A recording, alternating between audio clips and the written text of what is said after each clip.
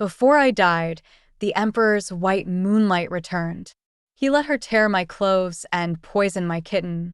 I was so heartbroken that I couldn't sleep and cried all night. I was once the Emperor's favorite concubine. He promised me to wear a phoenix crown and a red robe and to be the mother of the country. Later, he lifted up someone else's veil and asked me to kneel outside the temple and listen to them making love all night long. He asked me, "Aren't you jealous?" I didn't tell him that I was terminally ill and dying. 1. In my third year as a royal concubine, David Lydell's white moonlight returned to the palace.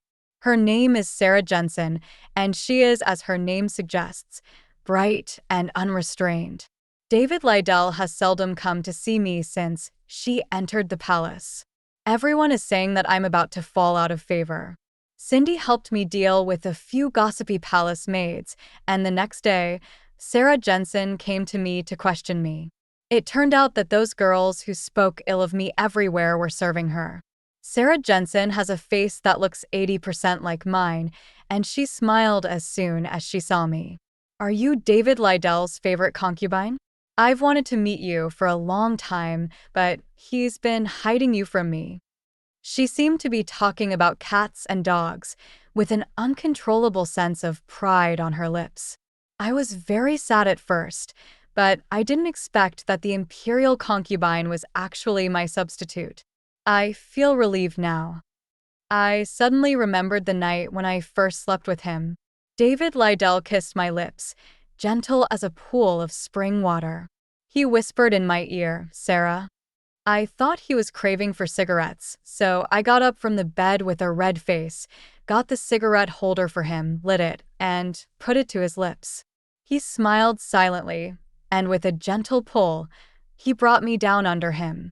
"Little idiot, why are you so cute?" The candlelight flickered, and his eyes wandered on my face, as if he was looking at me, yet not looking at me. Sarah Jensen. So this is what it means. 2. It's not nice when you glare at people. Don't do that. David Lydell won't like it. Sarah Jensen gave me advice from a high position, as if my current position was all thanks to her. I hate her, and she probably doesn't know that anyone I hate will never have an easy life. I put down my teacup and rolled my eyes. Cindy understood what I meant and kicked Sarah Jensen in the leg, forcing her to kneel in front of me. David Lydell doted on Sarah Jensen so much that she probably thought no one dared to touch her. "You hurt me." If David Lydell knew. Before she could finish her words, Cindy slapped her. "The Queen didn't ask you to speak. Who do you think you are, and how dare you say anything?" I leaned back in my chair, looking at Sarah Jensen's swollen face, and the depression in my chest eased a little. 3. I have been arrogant and domineering since I was a child. Even the princess has to give in to me when she sees me. My father is the Marquis of Jingua, and my brother is the General of Cavalry. Half of the territory of Dichi was conquered by my ancestors. I was the most unsuccessful child in the family because I was only a concubine and did not become the queen. When David Lydell came, I was embroidering a purse and my fingers were full of needle holes. I acted coquettishly and complained to him and handed him my purse like a treasure. David Lydell didn't even look at it and just threw it aside. He looked down at me, and several eunuchs pushed Cindy to his feet. He stepped on her hand and crushed it hard, causing Cindy to gasp in pain. "How dare a slave girl touch Sarah?" David Lydell didn't come to see me because he missed me. He came to vent his anger on behalf of Sarah Jensen. He punished Cindy, but he hit me in the face.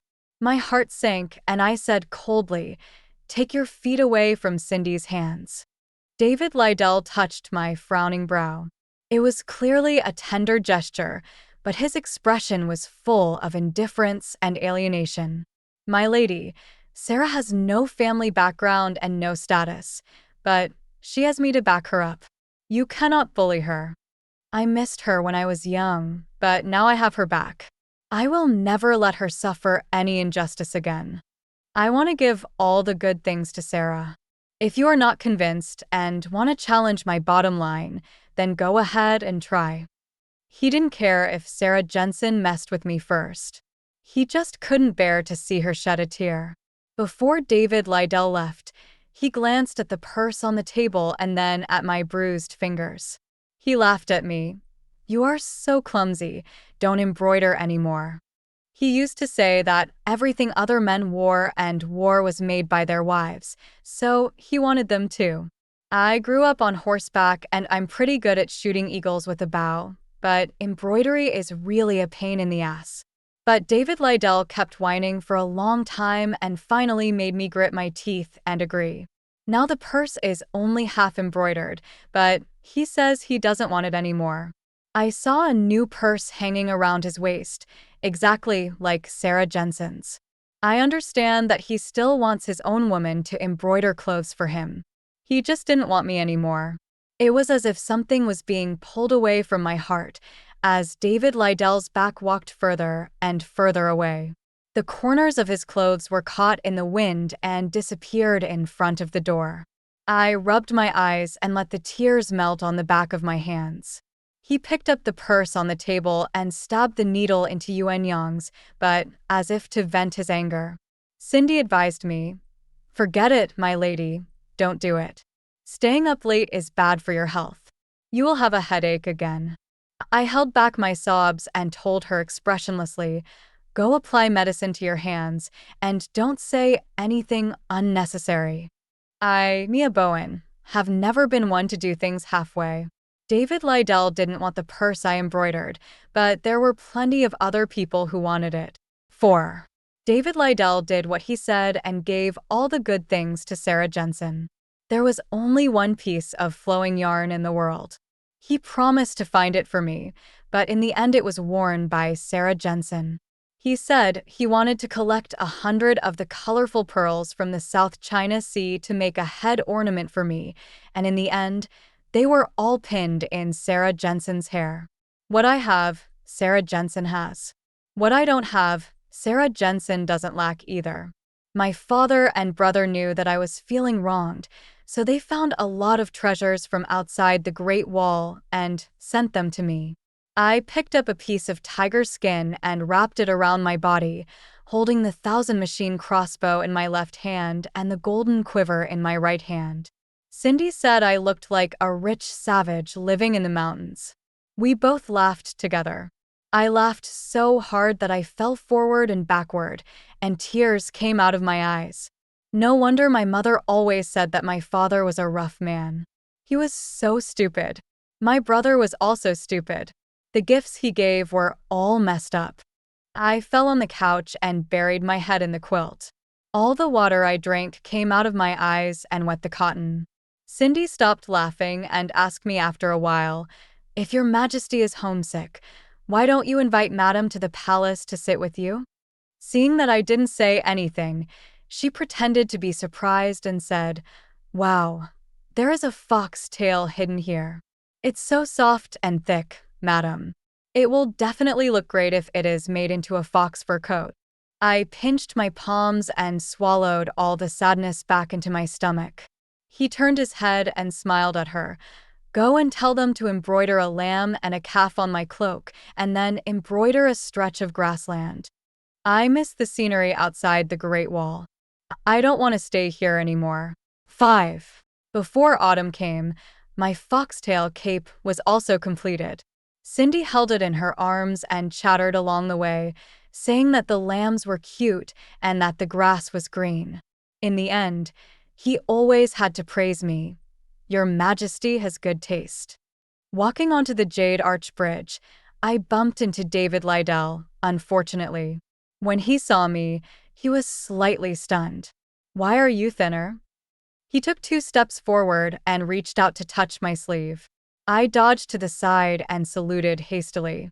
David Lydell held his breath and picked me up from the ground. He held my hand tightly and refused to let go. I have a weird temper. Once I get angry, I won't get better unless I comfort myself for half an hour. In the past, when I was unhappy, David Lydell would hug me domineeringly, kiss me, and make a fuss. Even when I scolded him or hit him, he would still come closer to me. I used to like his tricks, but now I think it's childish and a bit annoyed. David Lydell probably saw that I was getting impatient, so he gently loosened his hands and looked at his empty palms with a somewhat hurt expression. Sarah Jensen caught up with him, kite in hand, calling him by his first name and complaining eagerly. David Lydell, I told you to find me. Why are you here? Maybe he saw me and that's why he didn't go find Sarah Jensen. But this is impossible, I smiled self-deprecatingly. This smile made Sarah Jensen unhappy. She probably thought I was provoking her, and her eyes rolled around and her gaze fell on the foxtail cape in Cindy's hand. What a beautiful fur color. She grabbed the foxtail, leaned into David Lydell's arms, and said excitedly, I want it. David Lydell pinched her face and said with a smile, Okay, all is well. She has taken so much from me. But those belong to David Lydell. He can give them to whoever he wants, I don't care. But the foxtail was hunted by my father and given to me. No one can take it away from me. I ignored etiquette and rushed to grab my cloak, but Sarah Jensen grabbed it tightly and refused to let go. Back and forth, in the struggle, her fist hit my forehead. My ears suddenly started buzzing and I felt dizzy. I gritted my teeth and pushed, and Sarah Jensen fell into the water with a scream. 6. Sarah Jensen was fine. She just caught a cold due to the cold weather. David Lydell asked me to give her the cape as an apology. Sarah said she doesn't blame you. She doesn't ask for much. She just likes this foxtail. Mia Bowen, you shouldn't bully Sarah. After all, without her, there would be no you. He said without Sarah Jensen, there would be no me. I felt like I was hit by a bolt from the blue, and an unprecedented sense of humiliation surged in my heart. Do I have to give Sarah Jensen something she likes? In your eyes, I am her substitute. You treat me well only when she is not around. Now that she is back, you should give her all the good things. But don't forget, the foxtail is mine. My father gave it to me. It's not yours, so why do you give me orders? I lost all my manners and kicked and cried, pushing David Lydell out of the house. Go away. Go away. Don't ever come back again. I don't want to see you again. David Lydell put his arm around me and held me in his arms. He asked me with an annoyed look, Doesn't your hand hurt? What are you doing? It's just a foxtail. That's not a foxtail. David Lydell. It's more than just a foxtail. It is the only love and dignity I have left, and it is the love and dignity you will never give me again. But now, even it has been torn apart by Sarah Jensen. Everything around me suddenly felt unreal, real and unreal, and I couldn't tell the difference. David Lydell hugged my limp body tightly, and I heard him calling out in panic, Mia Bowen. Mia Bowen, wake up. It's like he still loves me. 7. When I woke up, David Lydell was gone. He didn't take my cape, probably because it was broken and not pretty enough, and Sarah Jensen didn't like it.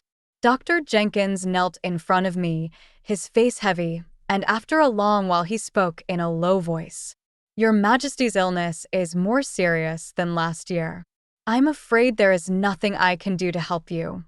I pinched my palms and my head felt so confused that it took me a while to recover. I asked Dr. Jenkins to stand up, pretending to be very calm, and asked him, How long will it take? How long can I live? He lowered his head, his eyes filled with regret. At most 1.5 years, at least 3 or 4 months. Oh, it turns out I'm dying. Everyone will die one day, I know that. But I'm still so young and I still have a lot of things to do. My grassland, my cattle and sheep, I haven't found a chance to go back and see them yet. My father often said that life and death should not be taken lightly. After all, I am a coward and I am unworthy of his teachings. When I hear that my death is approaching, I will only tremble with fear. I hid in the quilt, carefully concealing my cowardice. I didn't want to make myself a pitiful person. Uncle Jenkins, Mia Bowen asks you a favor. Don't tell anyone that I'm dying, okay? You know, there are a lot of people waiting to see me make a fool of myself. My voice choked and I stopped talking.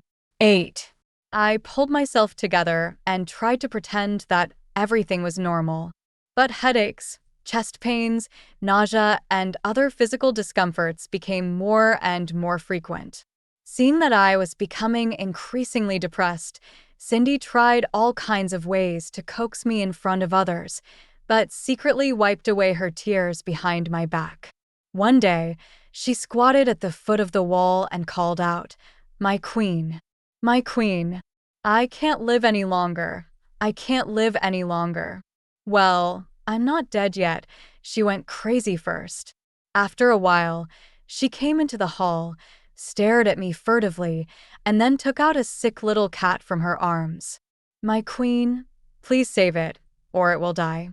Cindy looked at me with tears in her eyes. So that's what she was talking about. I was both angry and amused.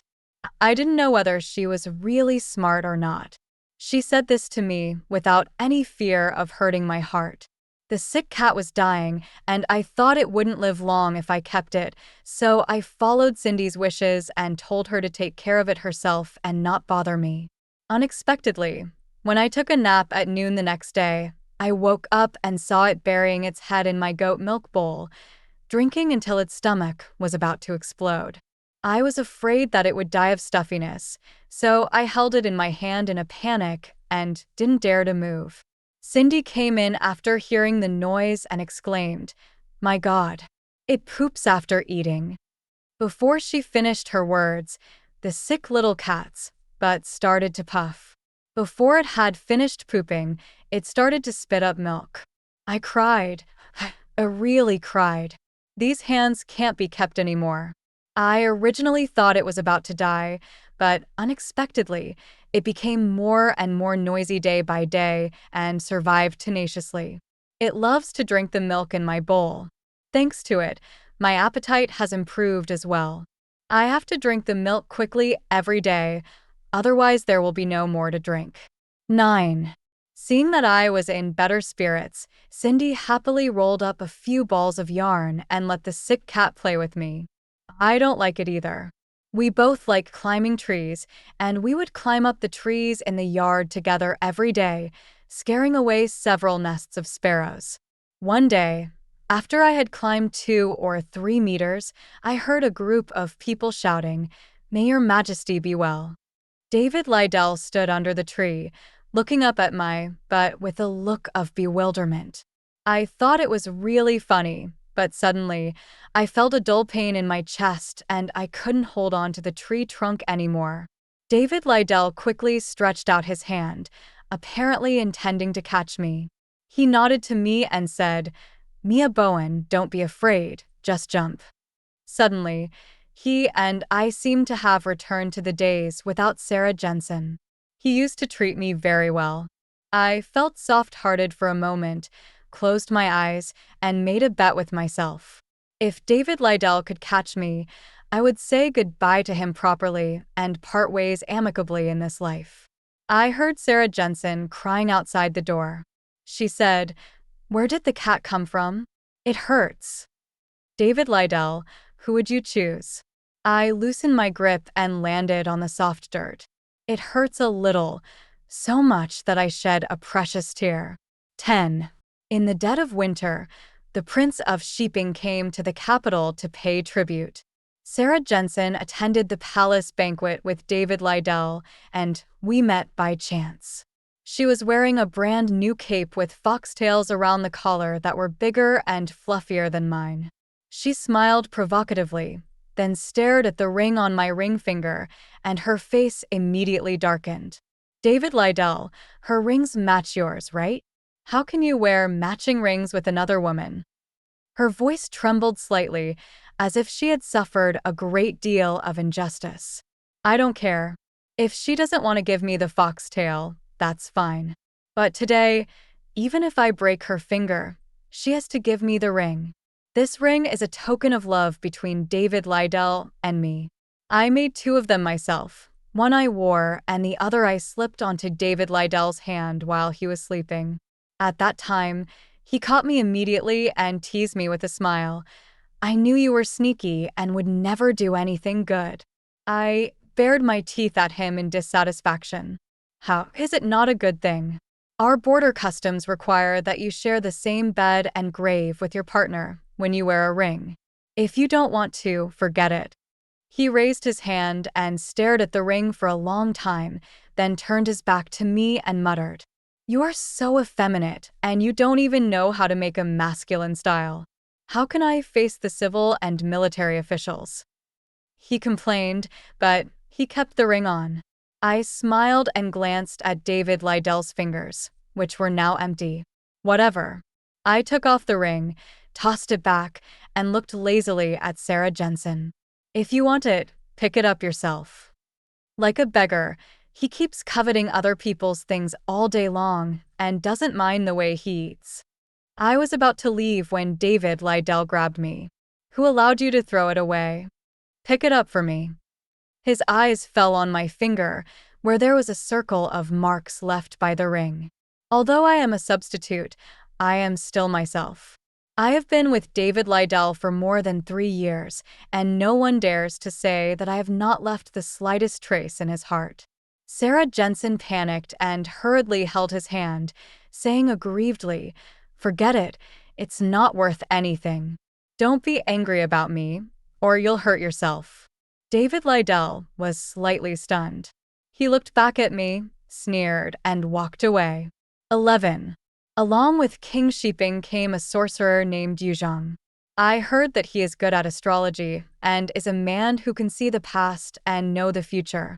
He was dressed in a white robe and looked extraordinary. Sitting in the crowd, he was so eye-catching that even Sarah Jensen, who always looked down on others, couldn't help but glance at him. He was too lazy to look at anyone. He just held his chin, played with the wine glass, and looked at me straight, staring at me without blinking. I woke up as if from a dream and quickly looked away. I didn't know how long I had been staring at him. Suddenly someone pulled me, and when I came to my senses, I was already in David Lydell's arms. With such frivolous behavior, he is like a tyrant, and I am a concubine who deserves to be put to death. It's beautiful, isn't it? So mesmerizing. He pinched my waist and frowned. "Mia Bowen, you've become too light lately. Have you not been eating well?" His chin rested on my shoulder. He whispered intimate words to me in my ear, but his eyes were fixed in the direction of Yuzhong. David Lydell is like a hungry wolf asserting its sovereignty, watching all possible intruders with a fierce eye. I asked back, "Your Majesty, are you jealous?" His expression changed. How is that possible? I pushed his head away, stood up slowly, leaned over to his ear, and said in a cold voice, "Then don't do that. It's disgusting." David Lydell's expression was extremely ugly. When he is unhappy, I am particularly happy. 12. David Lydell is a man who holds a grudge. If I don't make him happy, he naturally won't make me happy. He raised the orchid field I had planted and replaced it with the peonies Sarah Jensen loved. The observation pavilion he built for me on a high place was also fenced off, and only Sarah Jensen was allowed to enter and exit for fun. All the places I liked were gone. This palace has become a cage that imprisons me. But it doesn't matter. I'm dying soon, and I'll be free when I die. One day, Chief Steward Zhao brought some people to my palace and said that he wanted to dismantle the swing that David Lydell had made for me. I thought about it, poured a bucket of oil on it, and lit a fire. "Don't bother, just burn it and burn it clean." I sat on the doorstep and watched a group of people frantically pouring water into the fire. When the fire was out, all that was left of the swing were the red-hot, bare iron bars. Father-in-law Simpson sighed, probably not knowing how to respond. Before leaving, He leaned forward and said to me, "My lady, please don't blame me for being too talkative. The emperor went through so much trouble, but it was only because he was worried about the empress that he got angry with you. My lady, please give in. With just one word from you, your life will surely be better than before." I curled the corners of my lips. David Lydell has me in his heart. That's good. This way he will feel the pain in the end. I stood up and dusted myself off, saying, "It's his stuff.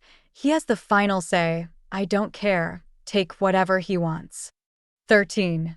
The corner of the bright yellow clothes turned past the screen wall, and David Lydell sneered. "Your Highness is so strong-willed. I am impressed by her. Since you don't care about anything." He tilted his head and said to Sarah Jensen, "Sarah, I will give you whatever you want today." My heart skipped a beat. Sarah Jensen's face was not looking good. She didn't like being used as a tool to vent anger. But she looked at me and said, "Okay," in a sweet voice. Her fingertips turned in a circle and finally pointed at the sick little cat in Cindy's arms. I almost screamed, "No, it's mine." David Lydell looked at me sarcastically and said calmly, "Your Highness, have you forgotten? Everything in the palace belongs to me. Only what I give you is yours." He must know how much I like this kitten. Sarah Jensen knew it, too. So, she was going to take it. She wants to take away everything that makes me happy. Because I am just her stand-in, a stand-in. How dare I be arrogant? How dare I laugh? She wants to take revenge on me. She wants to make it so that I can never laugh again. The sick cat was thrown into a cage and meowed in fear. Its nails scratched on the iron plate, making a crackling sound, which broke my heart. Sarah Jensen won't be nice to it, I know that. I shed tears and said to David Lydell, "I was wrong. I admit defeat. Please don't take it away. Only by looking at it every day can I have a little hope to live. Without it, I'll die." I fell to the ground and cried like a baby. David Lydell didn't expect me to care so much about a cat. He stood there in a daze, frowning and sighing, as if he didn't know what to do with me. I could understand his expression. He was about to relent, and he wouldn't take my sick cat away. I wiped my tears, gave him an ugly smile, and begged cautiously, "Don't take it away, okay?" "Okay." Sarah Jensen suddenly squatted in front of the cage and said with a smile, "David Lydell, do you remember that you lost my cat when you were a child? It looks like this. I guess it couldn't let me go, so it reincarnated to repay me." Her voice was so soft, and she glanced at me lightly. She killed my hope with a determined sneer. I watched as David Lydell's expression tightened and slowly turned indifferent. He took my cat anyway. "I told you, I'll die without it." 14. David Lydell settled the sick cat in the Hall of Mental Cultivation. Grandpa Simpson would send me a message from time to time, saying that it was living a happy life now, with good food and warm clothes, and that skilled craftsmen had made many toys for it. I secretly went to see it and found that it was indeed like that, so I simply gave up the idea of getting it back. Otherwise, where will it go when I die? At the beginning of spring, ministers in the court submitted memorials one after another, saying that the position of empress had been vacant for a long time and that it was time to appoint a queen. Sarah Jensen is determined to win. You haven't even put on the phoenix robe, but you're already showing off in front of me. She has been a concubine for several years, but she can never become the queen. How miserable she must be. It's okay. David Lydell said that on our wedding day, you will be allowed to serve outside the bedroom. This will also fulfill one of your wishes. I really don't have the energy to pay attention to her. In recent days, I have been having fever again and again, and I feel completely exhausted. David Lydell came twice, and each time he came, I was asleep. He seemed to finally realize that something was wrong with me. When Dr. Jenkins told me that I was suffering from depression, he mercifully brought the sick cat to keep me company. The afternoon that the sick cat came, I felt like I was having a last burst of energy and my whole body was full of energy. I was busy running around, feeding it milk, meat, and scratching it. When it nestles in my arms, I feel particularly fulfilled. I took a nap with it on the floor. When I woke up, the sun was about to set. Time passed so quickly. The sick cat was reluctant to leave. I also don't want to let the sick cat go. I held onto it and bit David Lidell's arm as he held it out to me. He called me a scoundrel. Then he walked away in anger, which was a good thing for me. 15. I heard that Sarah Jensen got very angry with David Lidell because of the sick cat. David Lidell punished her for the first time. Maybe the white moonlight has turned into rice grains, and looking at it every day will make you bored. One morning, Cindy woke me up cheerfully. My queen, great news. Sarah Jensen's father has been investigated for corruption, bribery, and rape. He has been put in jail. She can no longer be the queen, and she still wants to ride on our heads. Bah. I groggily responded. Who checked? Who else could it be? Of course, the most loving and wise old marquis in the world. I raised the corners of my lips, rolled up the quilt, and smiled lazily. When I was a child, my father always said that no matter who bullied me, he would make me feel avenged even at the ends of the earth. I think if David Lidell wasn't the emperor, if it wasn't for the words, loyalty to the emperor and serving the country, my father would have twisted his head off. If he wasn't the emperor, I would have twisted his head off myself. Well, I am in a very good mood today, and I am sipping the bowl of goat milk slowly. Suddenly, I heard a shrill scream in the yard. It seemed like a cat. Cindy ran out first, and when I hurriedly followed her, she opened her hands to block my eyes, her face pale. My lady, stop looking. I've seen it. It's my sick little cat.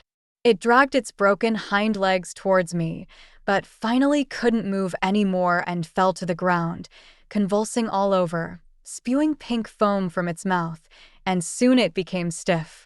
I picked it up and shook it gently, but it didn't move. I wanted to wake it up, but realized I had never given it a name. Because I'm afraid that if I give it a name, I won't be able to let it go. But I can't let it go. I looked down at it, and it was nestling quietly in my arms as usual. But, little one, how come you are so cold? I am so cold that my teeth are chattering. Look at you. You insisted on going out in the morning. I told you not to run around, not to run around. Why didn't you listen? The tears are so hot that it hurts. How can you just disappear like that? Sarah Jensen. Definitely Sarah Jensen. You will die a horrible death. I rushed to Sarah Jensen's bedroom with the whip in hand, and I could hear her loud laughter from a distance. What's wrong with my father? He just took a few more dollars and took in 2 more concubines. What man in the world is not like this? If that old man from the Zhou family dares to plot against me, don't blame me for not letting his daughter feel comfortable. I killed her cat today, and I'll kill her maid tomorrow. Don't even think about keeping anyone she likes. Sarah Jensen seems crazy. Also, things that are within reach suddenly vanish like a fleeting dream. I almost went crazy when I first saw her, but her madness doesn't stop me from beating her to death. I didn't know where the strength came from, but I swung the whip and whipped her again and again. In front of me was the sick cat's hind legs that had been smashed, so I stared at Sarah Jensen's legs and hit them hard. The emotions that had been pent up for a long time finally erupted at this moment. I swung the whip tirelessly until Sarah Jensen was bloody and her cries gradually faded away. That's enough. David Lidell took the whip from my hand, and then I saw that his dragon robe had 2 tears in it. Have you had enough of this? He's just a beast. You want Sarah's life. Right. I screamed hysterically. It's all because of her. It's all because of her. And you. It's the 2 of you who ruined me. The sick little cat is not a beast. You are the beasts. I finally went crazy. David Lydell looked at me in astonishment. He reached out his hand to me and asked me in a trembling voice, "Mia Bowen, what's wrong with you?"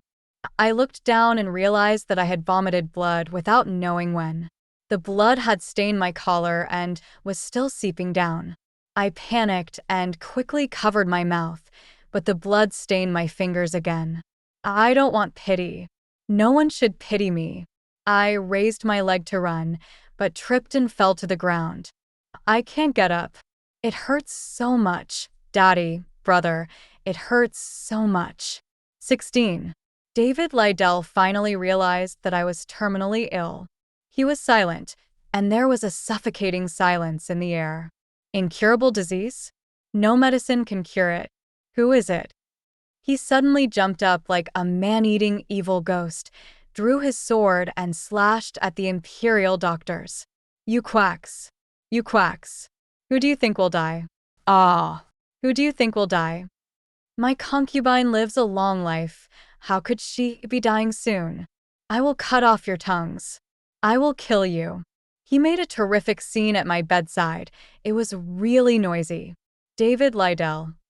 I opened my eyes and grabbed his robe, and the knife in his hand fell to the ground with a clang. He responded again and again. I'm here, Mia Bowen. I'm here. Is there anything wrong? Is it painful? He reached out to me, his face full of tension and distress. Don't touch me, I said softly, without any emotion. After all, you love Sarah Jensen. You said it yourself. Your kindness belongs only to her. David Lydell's pupils twitched violently. He held his head and slowly let out a cry of pain, one after another, full of hurt and regret. It seemed like he was recalling what he had done to me during this period. Tears as big as beans fell one by one. He actually ran away. This coward. He didn't even dare to look at me. David Lydell disappeared for 3 whole days. When he appeared again, he was kneeling beside the couch with black eyes and untidy beard. He begged me to forgive him and said he loved me, really loved me. I almost vomited. Mia Bowen, it's my fault. I always thought we still had a lot of time. What should I do with all the time I have? Should I use it to let you bully me endlessly? I was too lazy to talk nonsense with him, so I just listened quietly. How can I wait until I'm about to lose you before I dare to admit that I can't live without you? I was holding on to my guilt towards another woman. I took advantage of you always accommodating me and kept hurting you. I was a bastard. Let me make it up to you. Please, Mia Bowen, let me make it up to you. I turned my back to him and fell asleep. When he woke up, he was still kneeling. The situation remained at a standstill for a few days, with people coming one after another to persuade him, Your Majesty has deep feelings for the imperial concubine, but you must also take care of your health. Deep friendship? Oh, bullshit. He was impressing himself. I thought about it and decided that I should torture him a little. It would be too easy for him to just let him kneel like this. I want to make him cry while laughing, laugh while crying, make him feel pain, make him tired, give him hope, and then make him disappointed. If I die, he won't be able to live happily. 17. I said to David Lydell, "Get up." His eyes lit up. I said I wanted to swing. His expression became lonely for a moment, as if he was apologizing to me. Then I immediately started to take good care of the swing set that I had burned. On the 3rd day, a swing covered with wisteria flowers appeared in my yard. I sat on it, swung a few times, and it was quite comfortable in the sun. David Lydell kept chattering beside me, saying that he was remembering the past. When I first entered the palace, I was very embarrassed. One day after my nap, I was sitting on the swing, looking disheveled. Unexpectedly, David Lydell came suddenly. I was so anxious that I didn't even put on my shoes. I slipped into the bedroom with mud on my feet, leaving a trail of muddy footprints in the corridor. Later, he washed the dust off my feet with his own hands. He said he had never seen such a lively girl. I smiled faintly. No matter how lively a person is, he will be worn down by love. Don't you think so? David Lydell fell silent. I stood up, waved my hand at him, and said calmly, "Tear it down. It's annoying to look at." 18. My mood started to become moody. I deliberately showed a little nostalgic tendency, and David Lydell brought out the good memories of the past one by one, trying to move me with the old feelings. He took me to pick lotus pods. The moment before, I was still very happy and told him that I remembered that I was so greedy in picking lotus pods for him that I almost picked all the lotus pods in the pond and finally capsized the boat. Of course, I also fell into the water, climbed up to the shore with a lotus leaf on my head, and finally got nothing. David Lydell laughed with me and called me stupid. "You are like this, always disregarding my kindness." My smile faded. "Yeah, I'm just stupid. That's why others don't take me seriously, David Lydell. You know I feel very accomplished when I act stupid for you, right?" His smile froze on his face. I said, "Jump down." He stared at me in silence for a long while, then curled the corners of his lips bitterly. "Mia Bowen, I owe you this. I will atone for my sins one by one." He dived into the water. He said that the injuries I suffered for him in the past should now be suffered by him, as long as I am happy and as long as I can smile. David Lydell soaked in the water for more than half an hour and developed a high fever that night. I left him alone for a few days, then went to visit him with some porridge and pretended to be moved. "I told you not to hurt yourself. I would feel bad." I used a bowl of white porridge to create an illusion for him. He probably thought that his cheap self-sacrifice could really win back my heart and make up for the harm he had caused me. I let him believe that I would relent if he hurt himself. From now on, I don't have to speak. Whenever I am unhappy, don't take medicine, or can't eat, he will consciously get hurt. Then when he saw me hypocritically shed a few tears, say that I felt sorry for him, and smile at him for a few days, he felt that everything was worth it. I kept asking him, "David Lydell, do you love me so much? Do you think you can't live without me?" Later, he kept telling me, "Mia Bowen, I can't live without you." He seemed to have really deceived himself and believed that he was a deeply passionate and romantic man. He almost obeyed my every word and was infinitely tolerant. 19. It was hot and humid in the summer, but the imperial physician told me not to be too greedy for coolness, so I didn't put too much ice in my bedroom. David Lydell sat sweating beside the couch, fanning me to sleep. Someone came over and whispered to him, "Your Majesty, the one from Qingyuan Palace wants to see you." David Lydell looked at me guiltily, waved his hand impatiently, and sent the visitor away. In Qingyuan Palace lived Sarah Jensen. I looked calm on the surface, but my nails were almost piercing my palms. Look at my bad memory, I almost forgot about her. I took Sarah Jensen to Wildcat Hill in the suburbs of Beijing when David Lydell was the busiest. The place was eerie and scary, with the shrill meows of cats echoing from time to time. I untied the cloth on her legs, revealing her flesh that had not yet fully grown. A few wild cats have already come over following the scent. They are not sick cats and are not that docile. Sarah Jensen lost her arrogance. She hugged my legs and cried for mercy. I kicked her, and she fell into the dead pit. "Sarah Jensen, you're a wimp. A bully. The sick little cat is so lovable, and you even held it in your arms. How could you have the heart to kill it? That day you watched it struggling under your hands. It felt good to bully the weak, didn't it? You never thought that retribution would come so quickly. The little thing you once stepped on could also take your life." A large group of wild cats pounced on Sarah Jensen and bit her. She dragged her legs and crawled out of the pit screaming, "Save me, please, my lady. I won't dare to do it again. Please save me." My little cat can't speak, But the moment it crawls towards me, it must have wanted me to save it. What had it done wrong to deserve such punishment?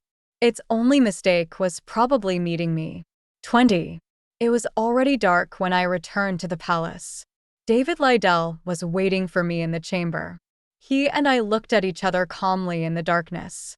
He must know that I killed Sarah Jensen. But I still want to say it. I just want to tell him in person. I just want to make him feel uncomfortable.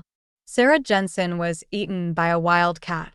Her legs were all bitten off, and she still had the energy to scold me. Before she died, she kept calling your name. I guess if you had rushed over, you could have saved most of her body. David Lydell said in a low voice, "Stop talking." I picked up the tea on the table, took a sip, and mocked him. "Why, you can't bear to part with it." He reached out his hand and wiped the tears from the corners of my eyes. "Mia Bowen, stop crying. I feel bad. You did the right thing. Sarah Jensen deserved it. You can do whatever you want as long as you like." So disgusting. So disgusting. I remember how he swore at the beginning that he would only marry Sarah Jensen, but now he doesn't care about anything just to please me.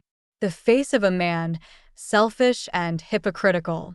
I picked up the cup and smashed it on his head, then I tensed up and yelled at him, "Do you think I will believe your lies? Get out. I'll be happy if you get out. Get out now." I often regret that if I had known that I would be able to manipulate David Lydell one day, I would have done it a long time ago. It's a pity that true feelings can never be retained, but he enjoys the false kindness and righteousness. Bitch. 21. On my birthday, I started vomiting blood early in the morning. It was not a good sign. In fact, it is almost what I expected. If I could die today, my family would only have to be sad once every year. Fine. David Lydell held my hand by the bed, and his tears seemed real. He took out a pair of rings from his pocket and put them on my ring finger while crying. My hands were hanging on the edge of the bed, listening to the gold rings slipping from my fingers and hitting the footstool with a clanging sound, which was very satisfying. I'm so skinny now. There's nothing that can hold me back anymore. Mia Bowen, we will live and die together. Why can't I wear it? Why can't I wear it? He held loudly and heart-wrenchingly. It was very noisy and exciting. David Lydell. I called him over and looked at him coldly. I, Mia Bowen, have never bowed my head to anyone in my life. When you doted on me, I was in the limelight and admired by everyone. Now that you don't love me anymore, I've fallen into a quagmire, but I've never admitted defeat to anyone. The only time I begged you was when I told you not to take my cat away. If you took it away, I would die. You knew I never lied, but you ignored me. David Lydell, remember, you killed me. You killed Mia Bowen. I gasped for breath. David Lydell shook his head and cried, "Mia Bowen, this is all my fault. Get well soon. I'll give you a litter of cats as compensation. We'll have a group of cats in the palace. I don't stop loving you. I love you. I have always loved you. In the next life, and all my lives, I will atone for your sins. Please don't abandon me." His voice gradually became distant. I heard a faint cat meow, and my sick little cat came to pick me up. I don't want any other cat except this one. But David Lydell, I don't love you anymore. I just think you're disgusting. For the rest of our lives, you and I never see each other again. I closed my eyes without regret. I want him to know that everything he has done, all his heartfelt efforts, are in vain. David Lydell was shaking me and crying. "Don't be so cruel to me, Mia Bowen. You're just talking in anger. I don't believe it. Just stay alive. Give me some more time, and you will forgive me. Wake up. Don't fall asleep." Resentment and regret will cost him his life sooner or later. 22. Cindy burned the sick cat into ashes and put them in my coffin. Dad is here to pick me up. He resigned to David Liddell. He did not want to be the Marquis of Jingua anymore, nor did he want to guard the border for the Qi anymore. I have no noble sentiments. I once fought and killed the enemy on the battlefield. I lost an eye and a hand. Did it hurt? It hurt. Were you scared? I was scared. But I think that if I suffer more, my daughter will be more respected by your majesty. She is a fool and loves to dwell on trivial matters. I am afraid that she will be sad because she will not be loved by her husband. I wanted her to live happily and peacefully until she grows old, but she died like this. She just died like that, leaving me a useless old thing. What do you mean by defending my country? I've lost my daughter, so whose country should I defend?